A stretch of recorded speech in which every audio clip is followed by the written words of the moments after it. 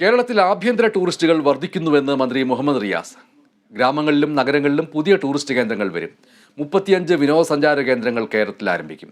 കേരളത്തിൽ ചലച്ചിത്ര വിനോദസഞ്ചാര മേഖല യാഥാർത്ഥ്യമാവാൻ ഇനി അധികം വൈകില്ലെന്നും ഹെലി ടൂറിസത്തിന്റെ നടപടികൾ നടക്കുന്നുണ്ടെന്നും മന്ത്രി പറഞ്ഞു. തിരുവനന്തപുരത്ത് നടന്ന കേരള ട്രാവൽ മാർട്ടിന്റെ വാർത്താ സമ്മേളനത്തിൽ സംസാരിക്കുകയായിരുന്നു അദ്ദേഹം.